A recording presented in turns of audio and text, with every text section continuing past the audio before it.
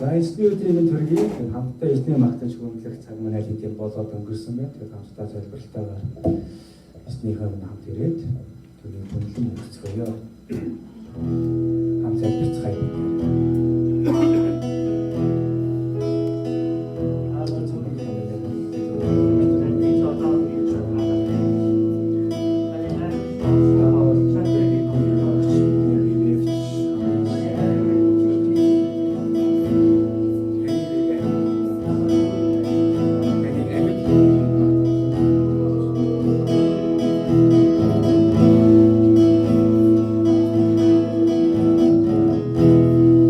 Тэрний оршихуйг бид эрен хайн энэ хатаж зогсож байна. Бид хаа байгаа газраас амьд болон таньгүй зүйлээр хамгаалж байна. Бидний магтаал хүндэтгэл тунд эзэн минь та байгаач. Бидний магтахын уруул минь таны амьд ширхэг цагаар ариусгагдаж амьд болон таны ариун хэмээн магтаал дуулуулаад өргөхөөр хүсэж байна. Өнөөдөр та бидний зүрхийг хийж бидний зүрхийг нэгтгэдэг сайн болох учраас зөвхөн бацын байлгаач үнэн ба тэр хүндэтгэл өрхийг хүсэж байна. Түр талтыг аваарай. Есүсийн нэрээр залбирч байна. Хамтдаа эзнийг магтцгаая.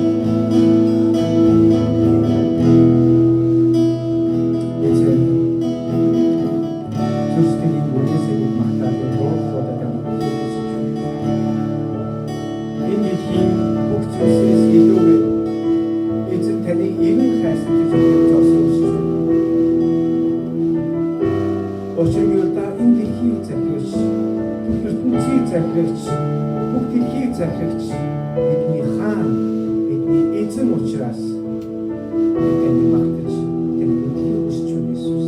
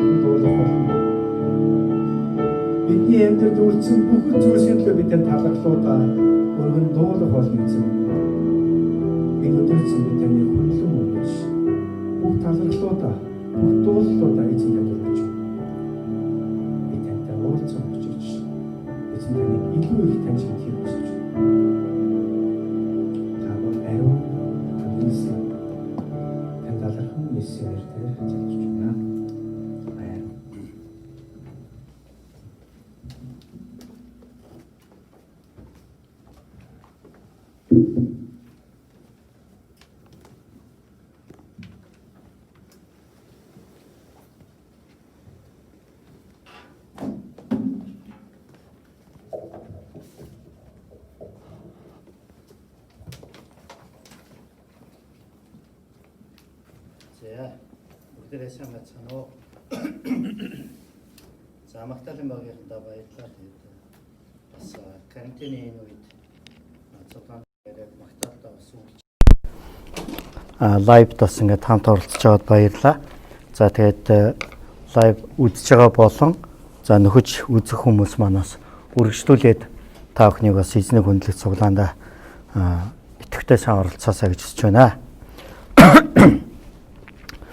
За өнгөрсөн бүтцийн өдрийн сургаалыг та бүхэн хэрэг санаж байгаа бол бид нар Есүсийн гисмэн цэцэглэгт залбирсан залбирал буюу одоо онцгой, шаргуу, чухалчлан залбирсан тэр залбирлын тухай ярьсан байна. За мөн бас өнгөрсөн бүтцийн өдөр бид нар онцгой залбирлыг ярихаас гадна Есүс өөрийн дагалдагч Петр тандаад одоо усны мандалтайгаар алхаж явах үед хөл алдаад одоо Петр Есүсээс тусламж авах үед Петр Есүсийг авраад тэгээд улмаар өчүүхэн итгэлтэй хүн минь гэж хэлсэн тухайс бид нар ярьсан байна.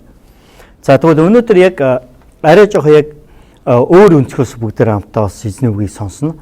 За өнгөрсөн бүтцийн өдөр бид нар шаргуу залбирлын тухай ярьсан болвол өнөөдөр бүгдээр хамтдаа зуучлан залбирлын тухай бас нэгэн сонирхолтой Библийн түүхийг ярина. За өнгөрсөн бүтцийн өдөр өчүүхэн итгэлтэй байсан Петрийг Есүс одоо аварсан болол одоо агуу итгэлтэй нэгэн хүний тухай бас бүгд хамтаа Библиэс харъя гэсэн үг. За ингээ өнөөдрийн сургаал Лук намын 7 дугаар бүлэг 1-ээс 10 дугаар ишлэл байна. За Лукын 7-гийн 1-ээс 10 дугаар ишлэл. За энэ хэсгээс бүгд хамтдаа агуу итгэл гэдэг сэдвээр эзний үгийг хуваалцна гэсэн үг. За Лукын 7-гийн 1-ээс 10-ыг бүгдээрээ хамтдаа уншъя. 1-р ишлэлээс эхлүүлээд 1, 2, 3. Тэрээр хүмүүс сонсгосон яриагаа өндөрлөж Капернаумд явж ороход байна уу те? Капернаумд явж ороход. За тийм ээ те. За нэгэн зуутын даргын ихэд үнэлдэг зарцсан өвдөд өглөөт байжээ. Есүсийн тухай тэр сонсоод ирж зарцыг нь эдгэхийг түүнээс гуйлахаар эвдээчүүдийн ахмадуудаас хэдэн хүнийг түүн рүү явуулав. Тэд Есүс дээр хурж ирээд түүнээс хичээнгүйлэн гуйж тэр танаас үүнийг гуйх зохистой нэгэн. Тэр манай үндэстнийг хайрладаг. Бидэнд синагог барьж өгсөн хүн бол тэр юм гэжээ. Есүс тэдний хамт замд гарав. Тэгээд түүнийг гэрээс нь холгүйхэн болоход зуутын дарга андуудаа илгээн. Эзэн, та өөрийгөө наашаа бүүж хэлээ. Би таныг дээвэр доороо оруулах зохистой нь бишээ. Иймээс би өөрийгөө ч тань дээр очих үн хүндтэй бус хэмээн үзв. Харин үгэл хэлээч, тэгвэл зарц минь эдгэрнэ. Би ч мөн эрх мэдэлд ор байдаг хүн, миний дор цэргүүд бий. Би нэгэнд нь яв гэхэд тэр нь явдаг, нөгөөд нь ир гэхэд тэр ирдэг. Зарцтай үүнийг хий гэхэд тэр хийдэг гэж түүнд хэлүүлжээ.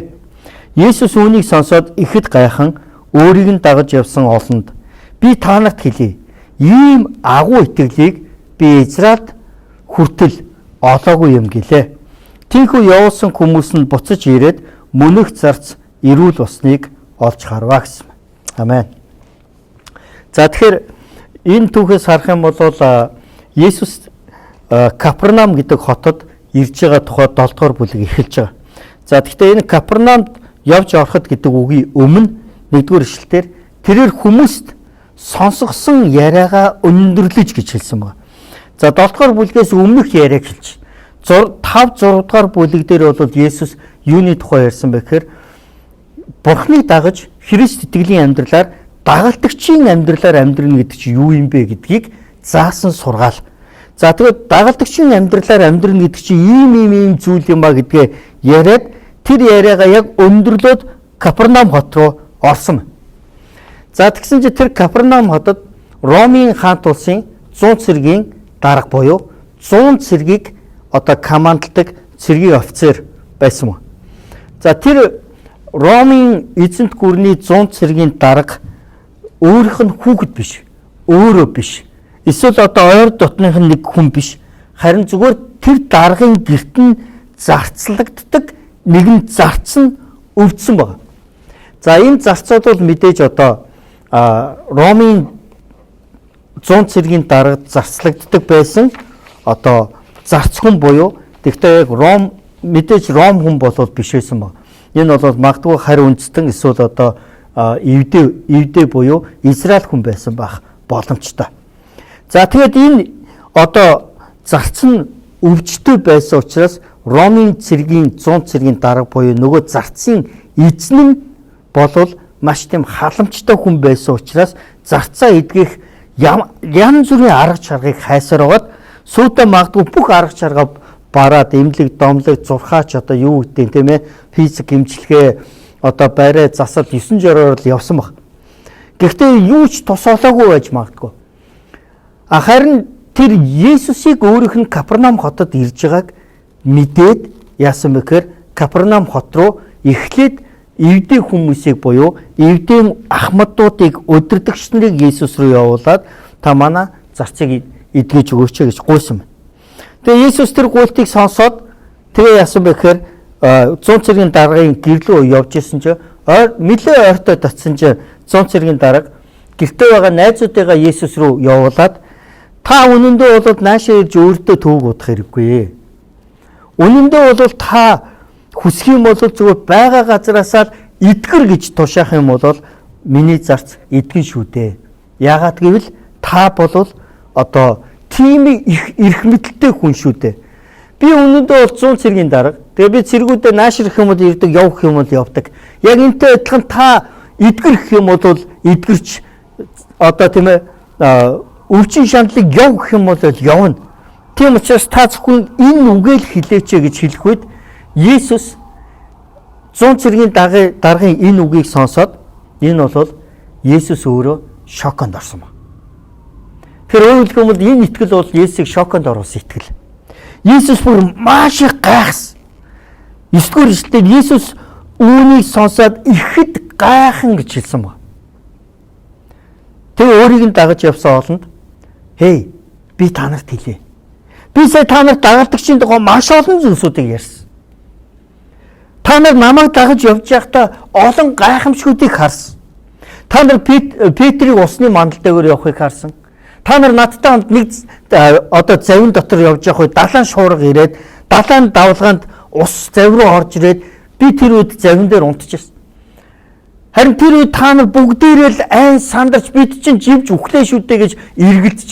Харин би босч ирээд нуурын одоо салхийг зэмлэж нуурын усыг тогтун болгох үед та нарын итгэлийг би харах, та нарын итгэл бол өчүүхэн байсан.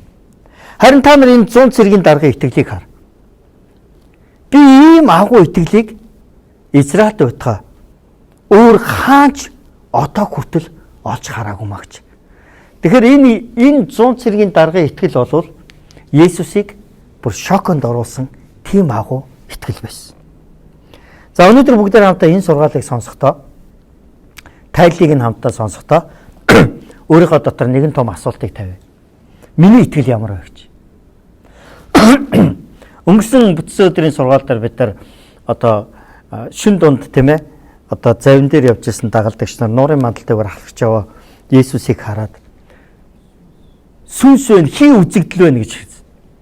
Тэгж байгаад яасан бэ гэхээр Есүс та нар бүү би байна би Есүс байна гэж хэлэх үед Петр яасан бэ гэхээр одоо тэгвэл намайг өөрлөгөө авчир дуудаачаа гэж. Тэгээ Петр алхаж байгаад яалаа далайн давлгаа ирсэн чи хөл алдаад доошоо живж эхлэх үедээ амь авраач гэж Есүс гуйсан. Харин Есүс Петрийн гараас бариад Петрийг авраад хамтдаа завин дээр гарсныхаа дараа Есүс тэдэн лөө хараад та нар яасан өчүүхэн итгэлтэй. Петр лөө хараад чи яасан өчүүхэн итгэлтэй байна. Өндөө бол би чамд нуурын мандалтайгаар алхуулсан бол юу гэж юулах юм бэ гэж. Тэгээ өнгөрсөн бүтсэн өдөр бүгдээрээ эндээс хоёр зүйл ярьсан. Петр өчүүхэн итгэлтэй байсан ч гэсэн Есүсээс намайг нуурын мандалтайгаар алхуулаач гэж гуйх үед алхуулсан. Өчүүхэн итгэлтэй байхдаа Петр эргэлзэж нуур руу живэх үедээ ч гэсэн залбирх үед Есүс түүний залбирлыг хариулсан. Харин бусад дагалдагч нар бол нуурын мандалд эгүүрч алхаагүй зөвхөн завин дээрээ үлдсэн. Бүр тэдний итгэл бол бүр магтгүй бүр жоохон эсвэл бүр итгэдэггүй ч байсан байж болох юм. Харин өнөөдрийн сургаалаар гарч байгаа 100 цэргийн даргыг бол өчүүхэн итгэлтэй гэж хэлээгүй. Дундаж итгэлтэй гэж хэлээгүй. Харин агуу итгэлтэй гэж хэлсэн. Есүсийг бүр шоконд оруулж гайхшруулсан итгэлтэй байсан гэж хэлсэн.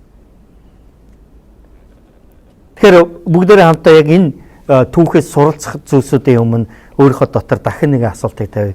Би миний итгэл Есүсийг шоконд оруулж ирсэн үү гэж. Би тийм итгэлийн үйлдэлийг Есүст нэг удаа ч гэсэн амьдралдаа би харуулж ирсэн үү? Эсвэл би одоо ч гэсэн үнэхээр агуу итгэлтэй байна уу? Эсвэл би өчүүхэн итгэлтэй Петр шиг байна уу?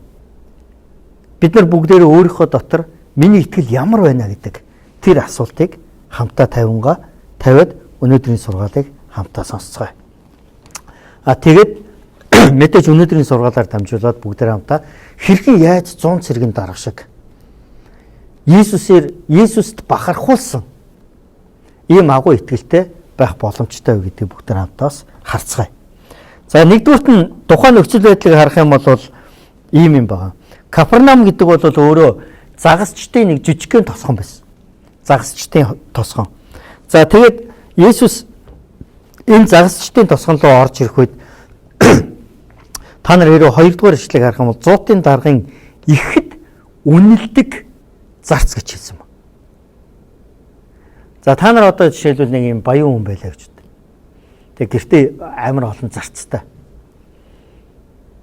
Тэгээ тэр дундаас нэг зарцыг амар үнэлдэг. Үнэхээр хайртай. Тийм зарцтай байлаа гэж үү. Тэгвэл ямар зарц учраас та нар үнэлэх үү? Ямар зарц учраас та нар онцгой хайртай байх юм? Тэр зарц ямар хүн учраас? Юу гэж бодож байна? Сониуч үнэнч. За мэдээж чиний хий гэснээс чинь магадгүй илүү сайн хийдэг. Тэ? Чиний итгэлийг үнэхээр дааж чаддаг. Яг л Потифарын гэрт үйлчилж исэн Йосеф шиг итгэмжтэй тийм сайн зарц.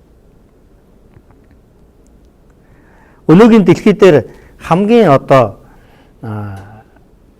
мундаг үйлчлэгээтэй хамгийн одоо лаг онгоцны бодолтой орн бол Сингапур бас. За Сингапурын дараа Лос Анжелесын олон улсын нисэх онгоцны бодол дэлхийд бас үйлчлэгээр 2-т ордог. За 3-д нь баг энэ чинь ордог баг. Тэгээ Сингапурын онгоцны бодол бол бүр үйлчлэгээ бол маш гайхамшигтай тийм. Тэгээ энэ онгоцны бодлыг олон жилийн турш одоо захирлыг нээж энэ компанийг удирдах авч явсан одоо нэгэн Сингапур 74 настай хүн байдаг. Тэр хүн энэ өнгөрсөн 7 хоногт одоо ард түмнээсээ бас уучлалтгүйгээд ажилчтаасаа бас уучлалтгүйгээд тэгээд одоо ажлаа хүлээлгэж өгсөн ба. Тэгээ шалтгаан нь яасан бэ гэхээр энэ хүн бол маш том компанийг удирдах байгаа тийм том захирал. Тэгээд шалтгаан нь Индонез нэг эмэгтэй тэдний гэрт одоо зарцлагдаж гэрийнх нь үйлчлэгчийг хийдэг байсан. Тэгээ энэ дарга яасан бэ гэхээр гэрийнхээ үйлчлэгчийг манай гэрээс юм хулгаасан гэж одоо сэрдээд цагдаад өгөөд Сингапурын шүүх тэрийг одоо шүүгээ тэр эмэгтэйг хилмигдүүлээд 26 сарын турш шоронд хийсэн. Тэгээд дахиж тэр одоо хэргийн мөрдөн байцаах явдлаас тэр эмэгтэйг одоо буруугүй гэдгийг одоо натлаад тэгээд тэр эмэгтэйг цагаатгсан. Тэгээд цагаатгсан учраас одоо тэр нөгөө нэг гэрээ хийсэн хүн болвол юу гэхээр би ийм сайн одоо эмэгтэй гэрийнхээ үйлчлэгч хүнийг одоо ингэж хилмигдүүлж гүтгээсэндээ би үнэхээр их харамсаж байна. Тийм учраас би нийгмийн өмнө одоо уучлалт гуйж энэ эмэгтэйгээс уучлалт гуйж ажлаа хүлээлгэж өгье гэд өгсөн байна. Тэгэхээр тэр Индонез эмэгтэйгийн хувьд бол одоо гэрээс нь хулгай хийгээгүй итгэмжтэйгээр үйлчилж ирсэн байна. Магадгүй энэ 100 цэргийн даргач гэсэн яг тэр гэрээ үйлчлэгч шиг маш итгэмжтэйгээр маш сайн үйлчилж ирсэн учраас тэр 100 цэргийн дарга бол одоо маш тийм онцгой үнэлдэг байсан. За тэгээд тэр үнэлэгдэг зарцад нь юу тулгарсан бэхээр 2 дугаар ишлэгийг харах юм бол өвдөд зүгээр нэг өвдөөгүй юу гэж хэлсэн бэ? Өвдөд үхлүүд байсаа гэж хэлсэн. Өөрөөр хэлбэл үхэлтэй нүүр тулцсан. Үхлийн ирмэг дээр очсон. Зүгээр нэг өвдсөн биш, бүр маш тийм муу нөхцөлтэй байсан. Муу нөхцөлтэй байсан. За тэгээд Капернаум хотод байсан энэ зарцыг маш муу нөхцөлтэй үхлүүд өвчтэй байх үед нь Капернаум хотод Есүс ирж байгаа. Есүс ирж байгаа. Тэгэхээр бидний амьдралд Есүс хизээ ирсэн бэ гэж. Магадгүй бид нар яг энэ үхлүүд өвчтэй зарц шиг бид гим нүгэл дотор үхэж, бид амьдралд үнэхээр олон тэр хийсэн гим нүглээсээ болж сүнсний хувьд бид нар үхлүүд байх үед ч гэсэн бид нар үнэхээр амьдралын утга учир, жинхэнэ үнэн, аврал тэр мөнх амийг мэдэхгүй хиймэл шүтэн, гим нүгэл, бузар бодол санаа, амьдралын муу хэвшил, зуршил, бурхангүй амьдрал, өөрөө өөртөө бурхан болох гэсэн, эсвэл мөнгийг өөрийнхөө амьдралын бурхан болгосон, эд материалыг бурхан болгосон, махан биеийн янз бүрийн гим нүгэлт хүслүүдээ бурхан болгон бид өөрсдийн дураар амьдарч явах яг тэр сүнслэг байдлаар үхлүүд байх үед Есүс бидний амьдралд ирсэн баг. Есүс Капернаум хотод орж ирэх үед зуутын дарга Есүс бол миний энэ үхлүүд байгаа зарцыг эдгэж чадна гэж итгэсэн учраас дараа нь юу болсон бэ гэхээр 100 цэргийн дарга Есүс рүү өөрөө очиагүй. Яг гэвэл одоо тухайн үеийн евдийн ёс заншлаар бол хүндэлж байгаа бүр маш тийм дээд зэрэглийн одоо өөрөөс нь хав илүү гэж бодож байгаа хүн дээр бол шууд очиж уулздаггүй. Харин яадаг гэсэн бэ гэхээр эхлээд тэр хүн лүү бие төлөөлөгчдөө явуулаад тэгээд яадаг вэ гэхээр түүнийг гэртээ өөрөх, тэр хүлээн авалт, тэр одоо зүйлийг маш ихээр бэлтжээж одоо тэр зочноо хүлээж авдаг. Тэгээд 100 цэргийн дарга бол хамгийн түрүүнд юу явуулж байгаа гэхээр за нэг ийм чухал зүйлийг хийсэн ба. 100 цэргийн дарга өөрөө бол Ромын эзэнт гүрний 100 цэргийн дарга. Өөрөлдөө Ромчууд бол тэр үед Израильчуудыг колончилж ирсэн. Израильчууд бол Ромын колон буюу боол улс байсан. Гэхдээ тэр боол улсынхаа иргэдийг тэр 100 цэргийн дарга бол маш сайн мэддэг, ахуй соёлыг мэддэг байсан. Тэгээ Есүс бол эвдийн ёс заншилтай хүн. Тэгээ яасан бэ гэхээр эвдийн хүн ямар хүнтэй харьцвал илүү хүндлэлийг авах вэ гэдгийг тэр хүн мэдчихсэн учраас Ромын 100 цэргийн дарга мэдчихсэн учраас ямар хүмүүсийг илгээсэн бэ гэхээр одоогоор бол юу гэхээр шашны удирдагчдыг буюу эвдийн ахмадуудыг дуудаж авчираад Есүс дээр очиод миний зарцыг эдгэж өгөхийн тулд тийм ээ манад ирээч гэж гуугаач гэж явуулж шашны удирдагчдыг. За ингээд яасан бэхээр шашны удирдагч нар ирээд Есүсээс зуушлан залбирч байгаа. Зуушлан гуйж байгаа. Юу гэж гуйж байгаа вэ гэхээр Есүс энд нэг одоо Капернаум хотод Ромын 100 цэргийн жанжин байна.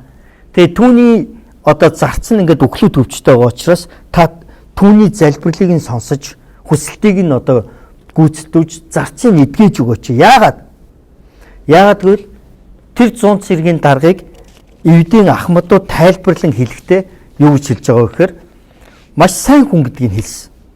За бүгдээ хамтдаа дэлгэцэн дээр дахиад харъя. 5 дахь ишлэгийг харъя. За 4 5-ыг хамтнаарай. Тэд Есүс дээр хурч ирээд юу гэж хэлсэн бэ гэхээр түүнээс хичээнгүлэн гуйж тэр танаас үүнийг гуух зохистой нэгэн. Тэр манай үндэстнийг хайрладаг. Өөрөлдвөл Ром хүн ирнэ Израильчуудыг хайрладаг. Тэрч байтугай яасан бэ гэхээр бидэнд синагог барьж өгсөн хүн юм а гэдэг ба. Өөрөөр хэлбэл одоо сүм барьж өгсөн. Бурхантай харилцах тэр газрыг нь барьж өгсөн. Ийм хүн юм а. Тийм учраас та түүний зарцыг нь эдгэж өгөөч гэж гуйсан ба. За одоо хэдүүлээ эндээс нэг чухал зүйлийг харъя. Ромын 100 цэргийн дарга эвдээчүүдэд ээлтэй маш сайн хүн байсан уу? Байсан. Та нар Шиндлерийн бүртгэл гэдэг кино үзсэн үү?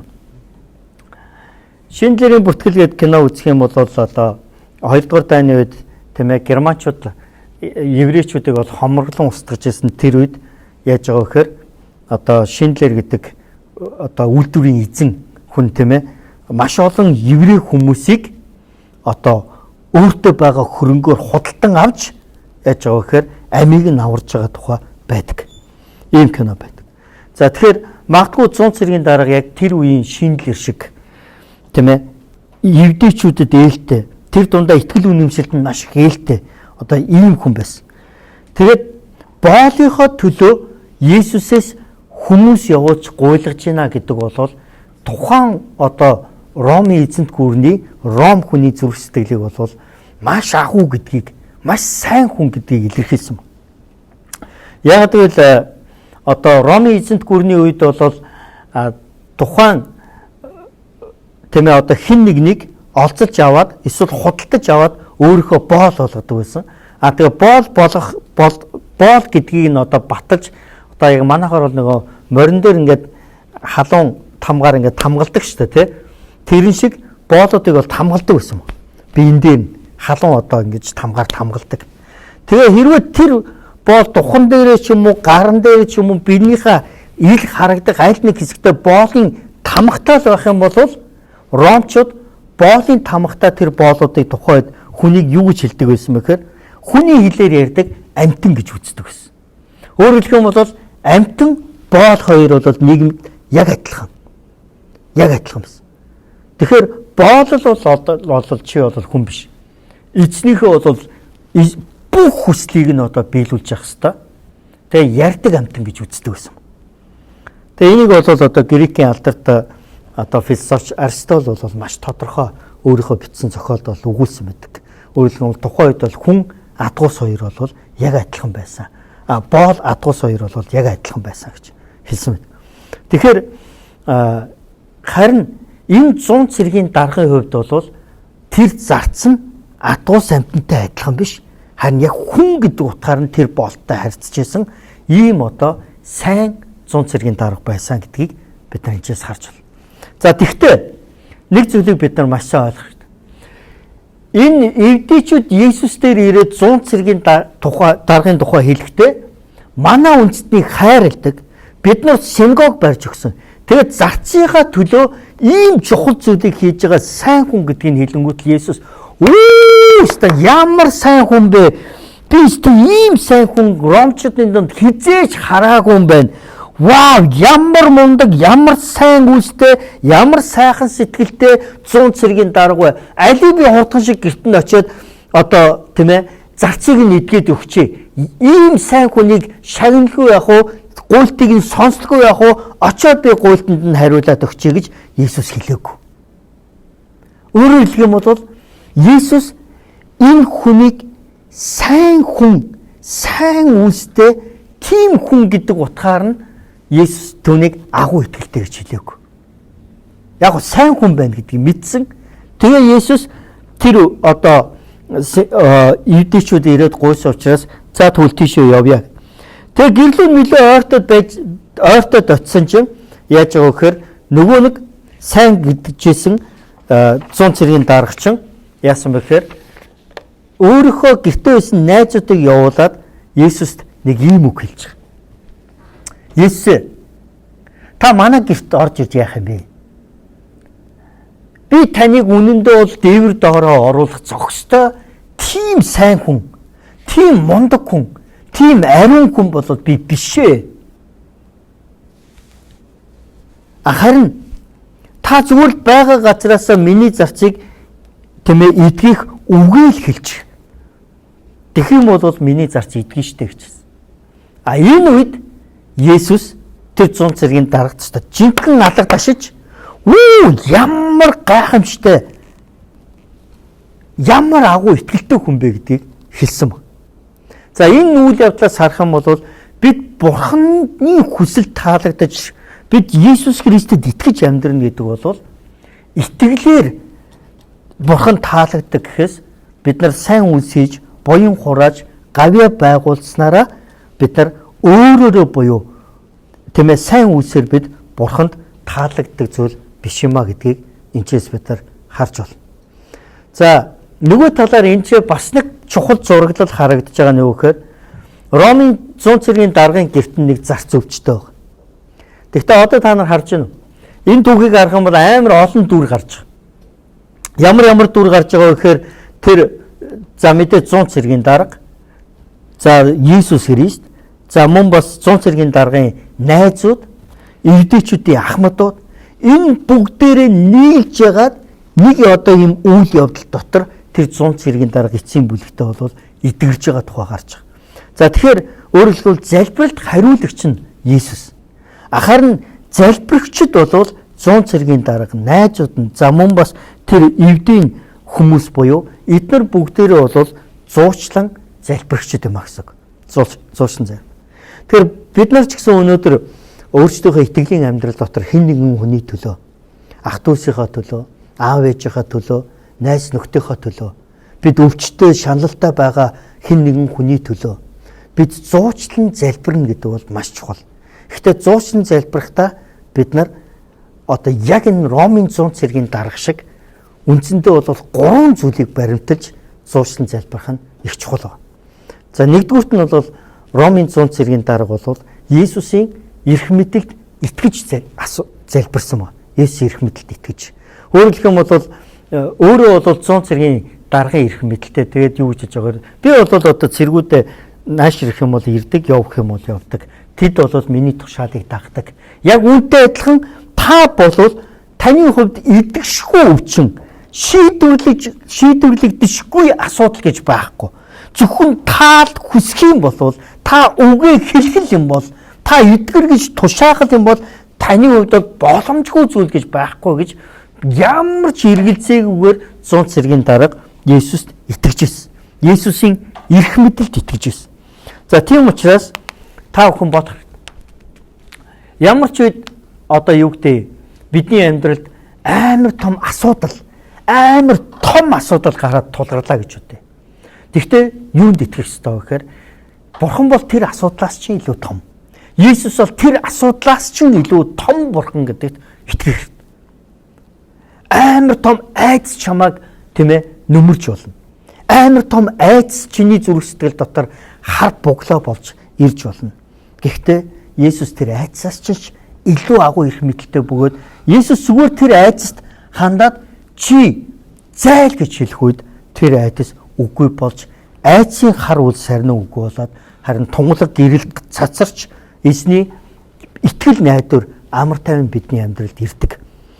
Тийм учраас ерөөсөө 100 цэргийн дарга бол энд итгэж ирсэн. Миний зарц өхлөд өвчтэй байна. Гэхдээ Бурхан бол өхлөд өвчнөөс ч илүү агуу Бурхан түүнд боломжгүй зүйл гэж байхгүй. Тийм учраас Бурханы эрх мэдэлд Иесусийн эрх мэдэлд итгэе гэж. Тийм учраас яасан бэ гэхээр тэр нэгдүгürt нь бол 100 цэргийн даргын зуучлан залбирлын эхний үйлдэл бол Иесусийн эрх мэдэлд итгэж ирсэн ба. За хоёрдугаарт нь 100 цэргийн даргын залбирлыг харах юм бол бат итгэл байсан. Бат итгэл буюу одоо энд ингэж хэлж байгаараа. Та манай гэрт ирээд яах юм бэ? Та зүгээр л одоо тийм ээ одоо үгээ явуулчихгүй да. Тэгэх юм бол манай зарц идэгчих юм билүү гэж хэлээгүй. Харин яг одоо цэргийн хэллэгээр энэ библийн ишлэлээр бол ингэж хэлсэн. Харин үг л хэлээч тэгвэл зарц минь эдгэрнэ гэж. Ямар тийм эргэлзээгүй асууж эргэлзээгүй хэлсэн. Тэгэхээр заримдаа бид нар Иесусээс залбирахдаа дотроо ийм бодолтой залбираад байдаг. Ямар бодолтой залбираад? За юу ч гэсэн залбираад үзье. Иесус сонсчих юм билүү? Бараг л нөгөө нэг юу ч гэсэн ингээд үзье. Болчих юм билүү гэж бид нар юм дээр ханддаг шигэ Бурхантай тэгж харьцах гэдэг бид нар. Юу ч гэсэн залбирал үзье. Надаас ямар юм унах юм биш. Эсвэл бид нар заримдаа өөрсдийнхөө залбирлаар зөвхөн Бурханыг магадгүй тийм ээ сорих гэж бид нар залбираад байдаг. Үнэхээр Бурхан энэ том асуудлыг шийдвэрлэж чаддаг Бурхан юм уу? Чаддаггүй Бурхан юм уу? Харин 100 цэргийн даргын залбирал бол confidence буюу тийм ээ одоо бат итгэл буюу өөртөө итгэлээ 100 цагийн дарга Есүс төгсөн баг. Есүс та бол идгэж чадна. Яагад бол та зөвхөн үгээ л хэлж. Тэгэх юм бол эдгэрнэ гэж 100% одоо тэгж энэ бол нөгөө зуушин залбирал буюу цаг хугацаа орон зайнаас үл шалтгаалсан тэр залбирлыг тэр итгэлтэй залбирлыг хийсэн баг.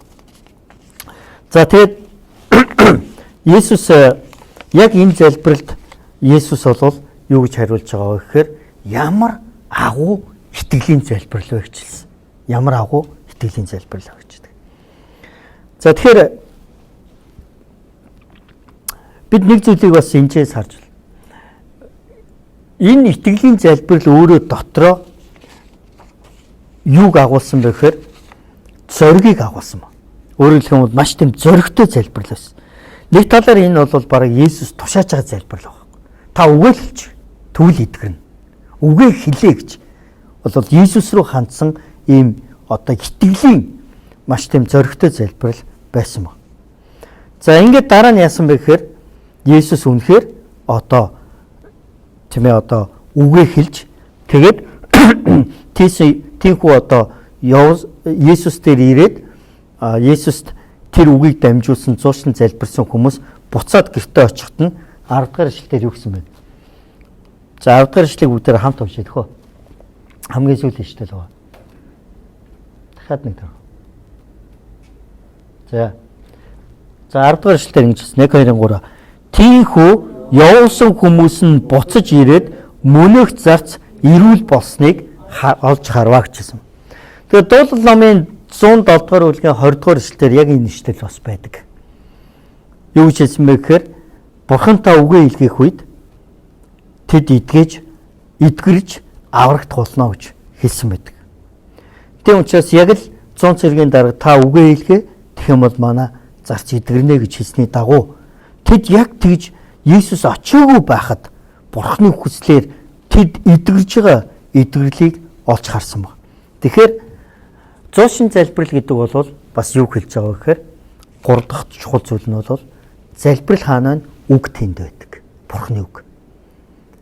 Тэгэхээр Бурханы үгийн дотор Бурханаас залбирна. Бурханы өгсөн амлалтын дагуу Бурханаас залбирна. Бурханы үгтэй хамт Бурханаас залбирна гэж тийм. Тэгэхээр Бурханы үг биднэрт байхгүй бол Бурханы үгийн гадна талд бид нар залбирж байгаа залбирал бол хоосон залбирал байдаг. Жишээлбэл одоо юу гэдэг. За дахиад нөгөө нэг түрүүний ярьсан түүхтэр харах юм бол Есүс Петрийг тийм ээ одоо наашаа ир гэж дуудсан учраас Петр завин дээрээс гараад нуурын мандалтайгаар алхсан. Наашаа ир гэдэг Бурханы үг байсан учраас Есүс алхсан. Тэрнээс одоо юу гэдэг. За өнөөдөр өнгөрсөн бүтцийн өдрийн сургаал өнөөдрийн сургаал хоёрыг сонсох юм бол агуу итгэлтэй байх хэрэгтэй юм байна. Петр өчүүхэн итгэлтэй байснараа нуурын мандалтайгаар алхсан. Харин би бол одоо агуу итгэлээ Есүст харуулж Есүсийг шоконд оруулаадахыг ингэвдлээ. Та нар метрон суугаад явъя дээр буунгуудлаа хангаалын дээгүүр алхаж болохгүй гэсэн үг. Шууд живнэ. Яг гэвэл Есүс чамайг хей хангаалын дээгүүр алхаад хүрээд ир гэж хэлээгүй байхгүй. Гэхдээ юу гэхээр бид Библийг уншиж Бурханы үгэнд бичигдсэний дагуу үгийн дагуу Бурханаас бид залбирах аваас Бурхан бидний залбиралд хариулдаг гэсэн үг. Тийм учраас Дуулал номын 107-гийн 20 дугаар ишлэлээр үгээ хэлэх үед Бурхан эдгэж авардимаа гэдэг үгийн дагуу та бүхэн бас бусдын төлөө хэн нэгэн хүн аврагдахын төлөө магадгүй Монголд байгаа аав ээж ах эгч дүүс үр хүүхдүүдийнхээ төлөө та бүхэн бас маш их залбираасаа гэж хүсэж байна. Тэгээ өнгөрсөн 7 хоног бол бид нарын хувьд бол бас хэд хэдэн чухал сэдвүүдээр бас суушин залбирсан залбиралтай тийм 7 хоног байсан. Тэгээд бас Солонгост байгаа манай цуглааны хэд хэдэн гэр бүлүүдийн одоо Монголд байгаа ах дүүс одоо хайртай хүмүүснээс янз бүрийн одоо нөхцөл байдал байгаа учраас бид бас тэдний төлөө зуршлан залбирсаар байгаа. Тэгээд та бүхэн бас өөрсдөө бас үнэхээр яг сэтгэл зүрхээ зориулан яг энэ 100 цэргийн дарга шиг эзэн минь та үнэхээр Монголд байгаа аав ээж ах эгч дүүс найз нөхөд үнэхээр хэний төлөө байна залбирмаар байна. Яг тэр хүнийхээ төлөө та бас нэрийг нь дуудан та тэднэлээ үгээ хэлгээгээч, та тэднийг эдгээгээч, та тэднийг тэр үхлүүд амьдралаас чөлөөлж өгөөч гэж та бүхэн бас зуучлан залбираасаа гэж хүсэж байна. Үнэхээр эзэн бид нарын гуйлтыг бидний залбирлыг сонсно. Тэгээд таны залбирж байгаа тэр залбирал Бурхны үгийн дагуу Есүсийг бүр гайхшруулсан, Есүсийг шоконд оруулсан тийм залбирал байгаасаа гэж Есүсийн нэрээр бас өрөөж байна. Амен. Тэгэхээр бүгдээ хамтдаа та өнгөрсөн бүцэн өдрийн сургаалд гарсан шиг Петр шиг Есүсээр өчүүхэн итгэлтэй гэж хэлэгдэж гэнэ үү? Өнөөдрийн сургаалд гарсан шиг Есүсээр агуу итгэлтэй гэж хэлэгдэж гэнэ үү? Тэгэхээр үнэхээр манай дэлхийн авралын зар чуулганыхан та бүхэн агуу итгэлийг бий болгоосаа гэж дахин Есүсийн нэрээр өрөөж байна. Амен. Бүгдээ хамтдаа өнөөдрийн үгийн дагуу эзэн хандан залбирцгаая.